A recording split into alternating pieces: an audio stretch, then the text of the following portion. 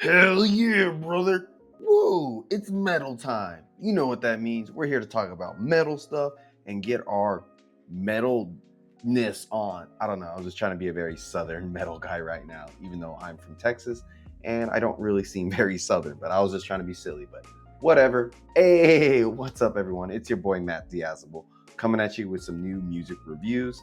Always, thank you for coming on by. I appreciate it. Every like, every subscribe, every comment, thank you so much. Today we are checking out a band called, I think if I'm correct, Dead Horse Theory with their debut album called Warline. You're probably in the same boat as me and not really knowing who or what this band is, but I'm here to explain it to you. They are a death metal band based out of Richmond, Virginia, and have been a band since about 2023.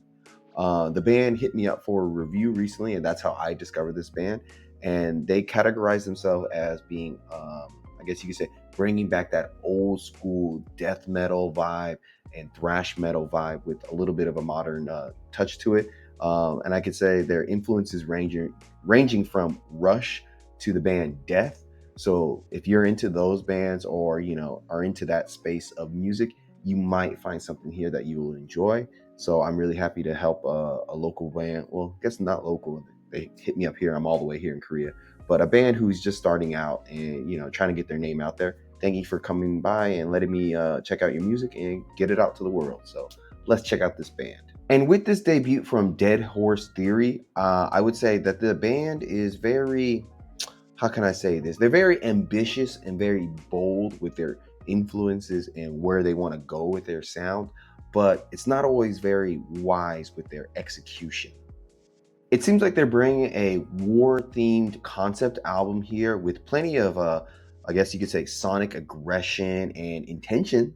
But too often with this album, it feels like the execution is fighting with itself in terms of the band still learning to be a band. And so the internal, internal working of the band is a little scatterbrained and a little all over the place. And I would say the band is clearly trying to aim for something very large, apocalyptic, very cinematic with the opening song Enlisted, because they bring in some siren calls, some battle-like noises in the background, and a siren that plays throughout the beginning of the song. And it really gives it like a very 80s dystopian kind of feel to it. Unfortunately, that ambition quickly meets a big wall in terms of limitations because the music is often very stiff and often very rigid in terms of the playing, especially the drums and the guitars, the rhythm guitars to be specific. They just sound so, I don't want to say basic in structure, but there just doesn't seem a lot to them, and they feel very limited and not really trying to do much a lot of the times. So I want to play a clip of Enlisted so you get a sense of just how like stiff the band sounds a lot of the time.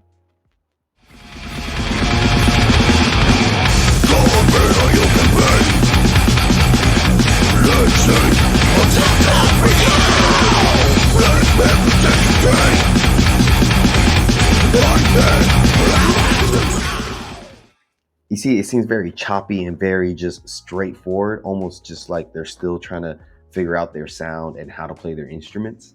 Throughout the album, like on songs Rip the Scars and Antisocial, the band seems to just have like a weird timing issue here. It feels like the band is never really in sync and each member is kind of like off from one another. And the transitions frequently just sound awkward and just undercooked. And like I said, it feels like they're a band still trying to learn who they are, kind of learn how to play their instruments. And so everything just comes off either really rigid or just a little bit clunky and janky and not fully fleshed out. So in result, I feel like, you're not really getting music that feels very aggressive a lot of the time. It feels more anxious and nerve-wracking because it is so disjointed. It's really tough to get through because you can feel like the band is pushing forward to create a very aggressive and heavy sound, but they're struggling to like link up and like lock in and stay in sync. That said, Warline, it does have some redeeming qualities to it. One being the vocals. They have a nice range from being like really high like screams to low gutturals.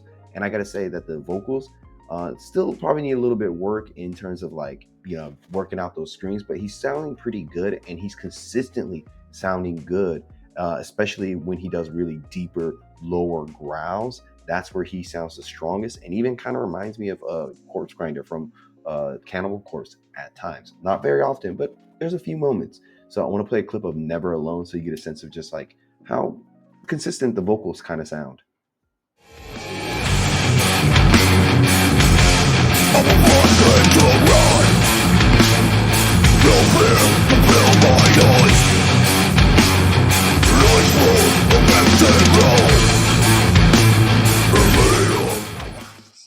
It's not that bad.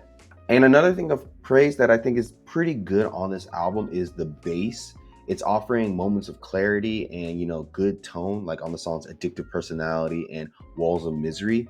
It adds a lot of body to the mix, while, other parts of the band, like the drums and the riffs at times, don't really add to that heaviness. So the bass is quite consistent like the vocals. So I would like to play a small clip of Addictive Personality so you get a sense of just how, extra weight the bass is giving to the overall presentation and performances.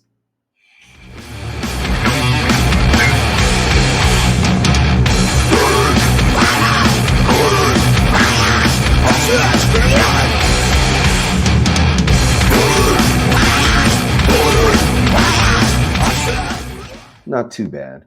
Interesting enough, I would say the band really has like some strong moments when, they slow things down a bit. I know they want to be an aggressive, fast thrash metal band, but they really sound good when they slow things down a little bit and just take their time.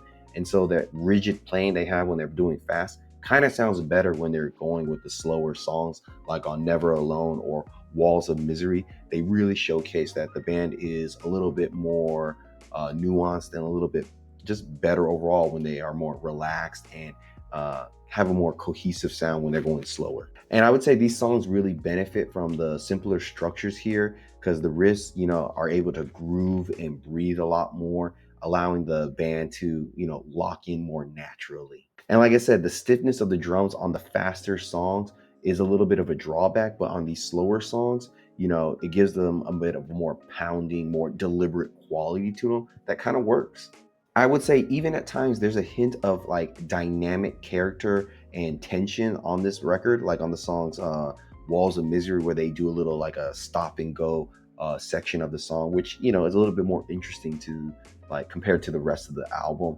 And then you get some dissonant guitar playing midway through a breakdown on the song Warline that really shows that there's some potential beneath the whole surface of this band. Ultimately, I guess where this band really falters the most is it feels like when they try to push beyond their current reach in terms of like their style, well, not their style, but just their abilities to play. Because like when they attempt to do blast beats or, fast transitions, like on the songs Warline, Antisocial, in these moments, the band just does, they just sound really out of sync and just really uncertain of where they want to go and how they want to play. It feels like they need more practice. There is a bit of a raw, unrefined kind of like DIY quality to it that, some people might feel is a bit appealing, but more often it just feels like the band is very underdeveloped, and rather than like being really intentional, it's like an unintentional, mistake. In the end, Warline is an album filled with a lot of intent, ambition, and, trying their best.